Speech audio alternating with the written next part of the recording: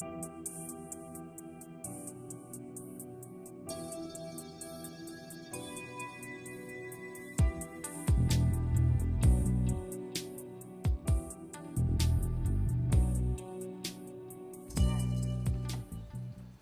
62 multi-billionaires who own the same wealth as half of the world, they could fit them on a double-decker bus. I have just one question. Who's driving the bus? Oliver Ólafsson, myndlistarmaður og vinsaði með Lítiðu Castro og saman fá við dúo undir okkar eigin nafnum. There's another side to this tale. The more money you have, the less tax you pay. Já, vídeó mikilvægur þáttur af okkar verkum og því sem við gerum, en það sem við erum að sýna núna hérna á RIF myndbandið Illusion Woman Stúdía nr. 1 eða Illusion Woman Study nr. 1 ásamt sýninga eða ásamt röð 1 mínútu myndbanda fyrir The One Minute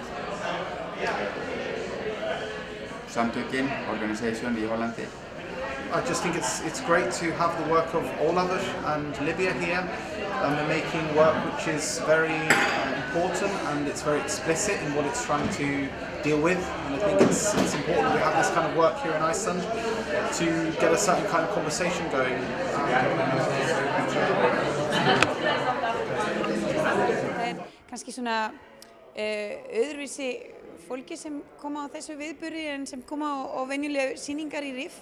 Og það svolítið gaman að sjá að við getum svona allir tengjast á einhverju tímapunkti í gegnum eitthvað.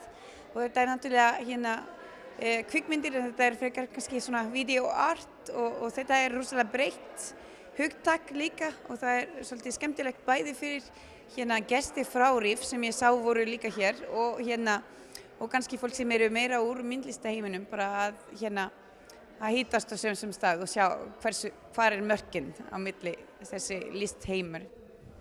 Já, sko RIF búin að vera með það að leiðarljósi lengi að þótt að aðalmálið sé að sýna kvikmyndir að þá finnst okkur mjög mikilvægt að tengja við aðra listgreinar og þess vegna á hverju ári þá erum við með tónleika eða ljósmyndasýningar eða þá förum svolítið